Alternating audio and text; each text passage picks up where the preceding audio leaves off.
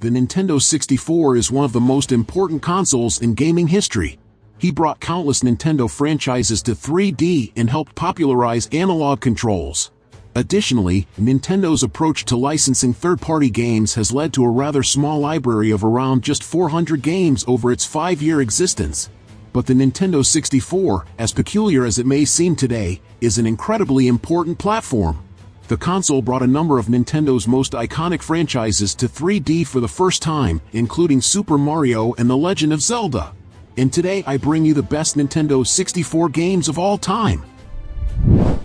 GoldenEye 007's first-person single-player campaign not only recreated and expanded on some of the best and most action-packed scenes from the film of the same name, but it also brought in a suite of Bond-inspired gadgetry, breaking from the typical run-and-gun style shooters that had saturated the genre at the time. Sure, there were certainly plenty of things to shoot at, but the campaign managed to also chuck in stealth sequences, amusing unlockable cheats, and increasingly challenging objectives for players willing to replay the game on higher difficulties. To this day, GoldenEye 007 is regarded as one of the best video game adaptations of a feature film and raised the bar for FPS single-player modes. Blast Corps can best be summed up as good old-fashioned destruction with a purpose, as players had to scramble to tear down buildings before a truck carrying a dodgy nuclear payload unleashed explosive annihilation upon the world. An absolutely bonkers concept held together by the jaggiest of polygons, the game was still an addictive hit and yet another feather in Rare's cap as players raced to demolish buildings around them using several available vehicles. A demolition derby with high stakes, Blast Corps is an underrated gem in the N64's library that helped define the direction of that console during its formative years on the market. It's also available on Rare Replay for Xbox One. It's telling that one of the main selling points of the upcoming AEW video game is that it will be largely inspired by WWF No Mercy, even going as far as bringing its director, Hideyuki Iwashida, on board for its development. Why? No Mercy represented the pinnacle of an era of wrestling video games. Its simple fighting mechanics made it super easy for even casual wrestling fans to jump in, select their favorite wrestler, and have a great time with minimal onboarding. Snowboarding games were big business in the 90s and the N64 had no shortage of them. 1080 Degrees left the biggest impression on us because it was so demanding to play, partly because of the aggressive AI of your rival racers and partly due to how hard rotating that analog stick was on your poor thumb. You felt every twist and rotation while playing Nintendo EAD's game, and setting high scores in its trick modes became almost as compulsive as the time trials in Mario Kart. Rare had a solid game plan for the inevitable follow-up to Banjo-Kazooie, and it involved taking everything that people loved about the first game and expanding on it with Hollywood blockbuster sequel energy. Everything about Banjo-Tooie reflected this, as the world around the adorable duo was a collection of bigger digital real estate, the movesets were even bigger, and there were even groundbreaking first-person sections to try out. Prior to 1996, the thought of Mario as anything but a side-scrolling platformer was out of the question. After all, it was an established formula that had worked for Nintendo since the inception of their first console. But as hardware evolved, the games needed to as well, and the jump from 2D to 3D was never more sleek than with Mario. A launch game for the system, Super Mario 64 is still regarded as one of the greats for 3D world design and character movement, which is insane to think about when the game actually had a lot going against it. Swinging onto the N64 after a successful stint on the SNES, Donkey Kong 64 is pure simian silliness in a new dimension. While previous games had been 2D platformers with a delightful rhythm baked into each pixel, Donkey 64 took the series into the third dimension that had made Mario 64 a smash hit. With a bunch of unlockable characters in the campaign, including Diddy, Candy, Tiny, Lanky, Chunky, and more, Donkey Kong 64 offers a lot of variety. Each character even has their own gun. Weapons such as Donkey's coconut shooter and Diddy's peanut pop guns are quite humorous. There are 8 distinct worlds in the story mode and split-screen multiplayer where you can really put those guns to use. While it's not as good as the Italian plumber's milestone outing, Donkey Kong's is still a fun adventure with dozens of hours of content to jump through. No one knew what to make of Super Smash Bros. When it was first released in 1999. In typical Nintendo fashion, Smash Bros. Was unlike any fighter that had come before it. Instead of a life bar, characters would have their damage go up until they were knocked off the screen. There were all kinds of wild items like beam swords and invincibility stars. It was no wonder that so much of the contemporary coverage seemed bemused by it. There's a lovely kitchen sink approach to Rare's final N64 game that makes it quite unlike anything else the studio released for the console. While some of its cruder jokes and movie references have certainly dated it, it's hard not to be impressed by the sheer amount of creativity and variety that accompanies the potty-mouthed squirrel as he attempts to meet up with his girlfriend, Barry. Brimming with scatty, and sometimes scat-based, humor and brought to life by a terrific voice cast, Conker's Bad Fur Day remains one of the finest adventures on Nintendo's system. Although Nintendo 64's library is defined by its strong first and second-party efforts, you'll find some genuine third-party gems from some of the best developers of the day, and also today, if you dig a bit deeper. We greatly enjoyed Sucker Punch's strong debut with Rocket, Robot on Wheels or Paradigm/EA's Beetle Adventure Racing, but we want to highlight an oft-forgotten little treasure called Space Station Silicon Valley. DMA Design's 1998 puzzle game casts players as the remains of a damaged robot, a walking microchip who could take over a variety of robotic animals to solve smart and often hilarious puzzles. Nintendo's 64-bit console is starved of good RPGs, so it's little wonder that this charming Mario adventure has become so coveted. Developed by Intelligent Systems, Paper Mario not only lays the groundwork for the later Paper Mario games, which we'd argue aren't a patch on this one, but also features the same sharp humor and solidly crafted combat mechanics that would become so prevalent in the Mario and Luigi franchise. The series' flat 2D look also started here and highlighted just how good 2D-styled games could look on Nintendo's 3D-focused console. Mario Kart 64 built upon the pixelated Mode 7 gameplay of its SNES predecessor and introduced fully 3D courses for the first time, ingeniously blending polygons and 2D sprites for a fantastic array of huge, sprawling raceways packed with tunnels, giant ramps, and iconic Nintendo characters and locations. By the end of a few laps around a stage of this chaotic kart racer, the roads are usually littered with discarded banana peels, ricocheting turtle shells, and 8 intensely competitive players all vying for the #1 spot. The result is equal parts challenging and hilarious. Landing a perfect blue shell projectile on an unsuspecting player and nabbing a narrow victory at the least second is a feeling like no other in video games. Nintendo's heavy-hitting answer to the Street Fighter dominance of the time, Killer Instinct's arrival on N64 brought with it the prestige of cutting-edge arcade graphics and some of the most absurd brawlers ever seen in a fighting game. Delicious combo-breaking action, a varied roster, and groundbreaking graphics made Killer Instinct Gold on the N64 a definitive port of one of the coin-munching games in arcades at the time.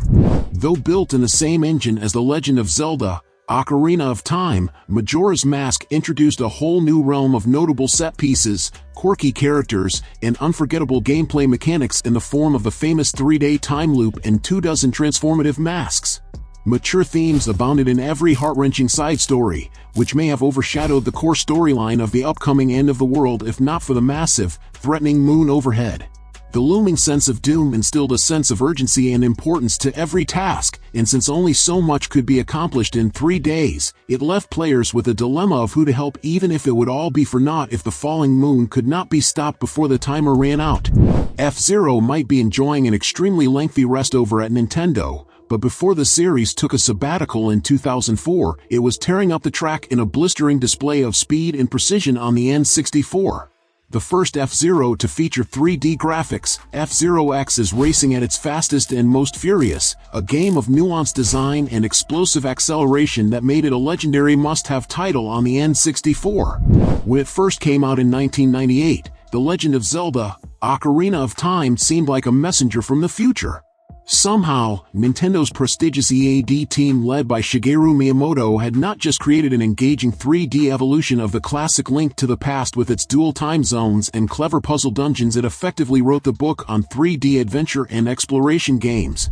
Treasure's final N64 release is a technical tour de force that pushes the console to its limits and bristles with creativity. In typical Treasure form, Sin and Punishment pushes against conventions and uses the analog stick for aiming, and requires you to move with the D-pad or C buttons. It makes Treasure's game a tough one to master, but also makes it extremely rewarding when it finally clicks. The plot's not much to write home about, but it serves as a brilliant background for all the carnage and explosive excitement that takes place on screen. Only Star Fox 64 betters it for sheer arcade thrills. While GameCube Star Wars: Rogue Leader Rogue Squadron 2 is a fan favorite, the original game for N64 is no sleeping Wookiee. This galaxy far, far away dream come true followed the adventures of Luke Skywalker as he piloted his way through 15 missions in familiar and new locations like Tatooine, Corellia, Mon Calamari, and the Hoth-like fest that was filled with AT-AT walkers to topple with your snowspeeder's tow cable. Wait a minute, no Hoth? Don't worry, the iconic battle from The Empire Strikes Back, alongside Beggar's Canyon and the Death Star Trench Run, were unlockable secrets that made the game that much more exciting, pushing you to achieve all those tricky medals. Not just a great shift from 2D to 3D, Rayman 2 on the N64 is a game that somehow manages to squeeze an impossible number of cleverly designed levels onto a single cartridge. With terrific boss fights, in-game cutscenes, and quirky puzzles in the mix, this was the ultimate Rayman package and an experience that proved to be one of the most breathtaking and enjoyable platformers of its time. Like the original Pokemon Stadium 2 did not have a story of its own, but provided an awesome expansion of sorts to Pokemon trainers with Pokemon Gold, Silver, or Crystal on the Game Boy Color. The transfer pack for the Nintendo 64 controller allowed you to battle with your own Pokemon from the Game Boy Color games in the Gym Leader Castle and most of the tournaments in the stadium. See 3D Pokemon models at the lab. Play the Pokemon Game Boy games at double or triple speed once you unlock the Doduo or Dodrio modes, and more. Get used to seeing Rare a lot on this list, as the developer was a heavyweight presence on the N64 and put out hit after hit on the console. A prime example of the studio's ability to create chart-topping masterpieces was seen in Banjo-Kazooie, a 3D platformer that took the building blocks of the genre and polished them to a point where it surpassed everything else on the market not starring a mustachioed plumber. Banjo-Kazooie was nearly perfect, a game that hit the Goldilocks zone of size, fun, and challenge with its design, while also offering a soundtrack that would make you tap holes in your floor. As great as GoldenEye 007 was, Rare managed to top it in every way with Perfect Dark 3 years later. When Perfect Dark arrived on N64 in 2000, it was the best first-person shooter a console had ever seen, as close to perfect as was probably possible on Nintendo's aging 64-bit system. Dozens of exciting weapons were at players' disposal, including several inventive guns like the Farsight XR20 and X-ray railgun. The highly tweakable combat simulator provided the pinnacle of split-screen gaming at the turn of the century.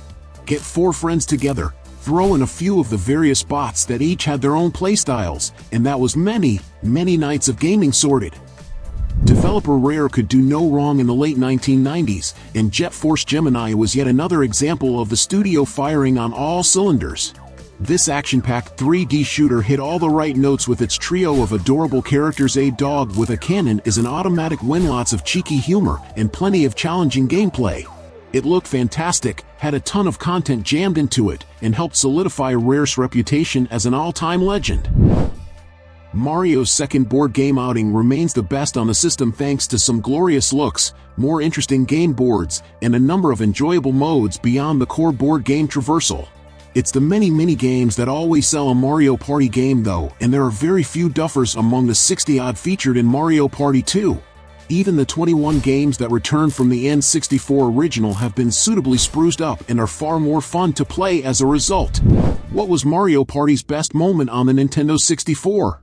Here at IGN it boils down to 2 great games, Mario Party 2 or 3. It's a tough choice, unlike the very easy choice of choosing Waluigi, who made his Mario Party debut in Mario Party 3, along with Daisy.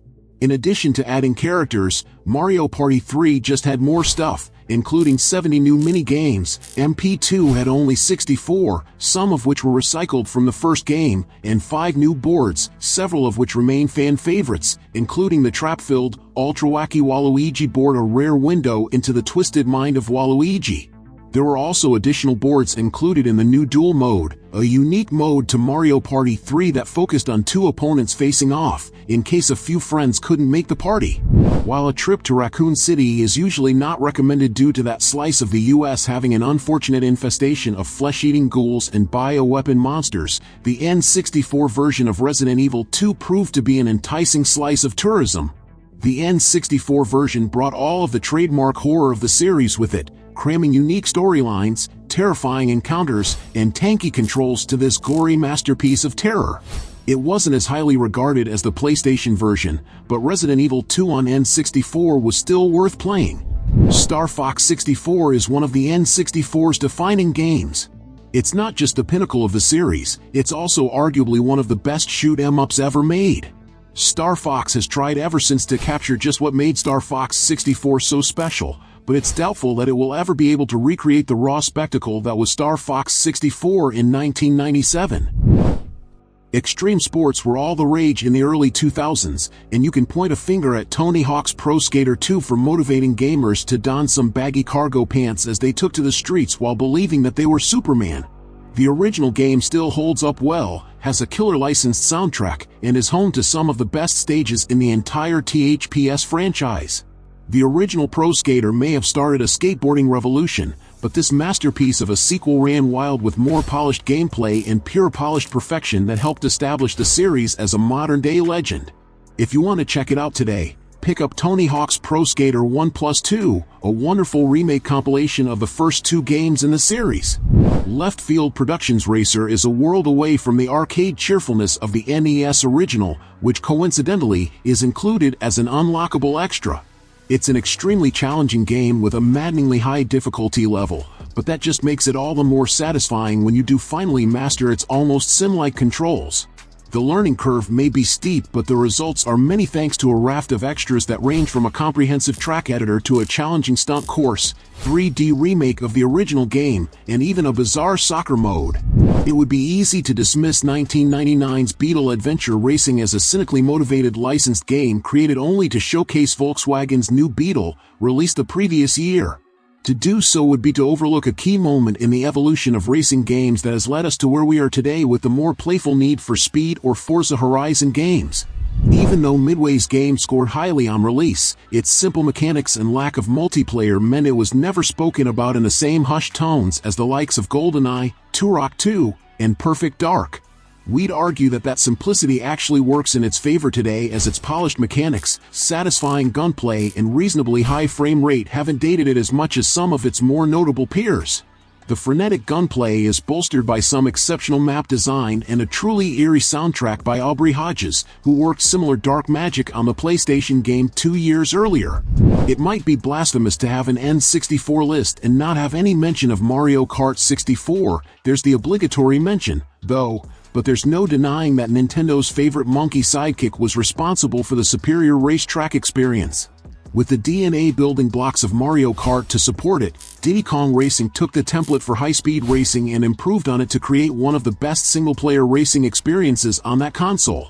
Going solo provided a chunky adventure with wildly imaginative circuits to speed through, as well as boss battles and additional vehicle types to master, elevating it into a league of its own. Nintendo's third game for the Nintendo 64 after Super Mario 64 and Pilot Wings 64 so perfectly nailed an underrepresented racing genre, it's honestly tough to play a more recent PWC/jetski racer and not feel that something's missing.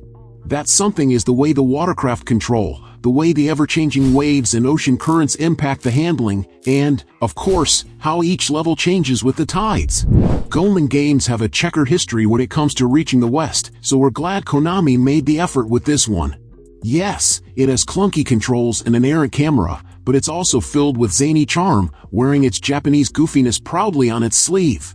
Few games on the N64 allow you to transform into a mermaid, switch between multiple characters on the fly, use a camera to uncover hidden ghosts, or trash villages as a giant roller-skating robot, but Konami's game does all this and more. The 1998 sequel is equally bonkers, but far trickier to find. So, did you like the games I recommended? So leave your like, subscribe to the channel to follow me, and activate the bell because I post a lot of videos on this channel and you can't miss it. Thank you very much for following me this far, and until next time, bye.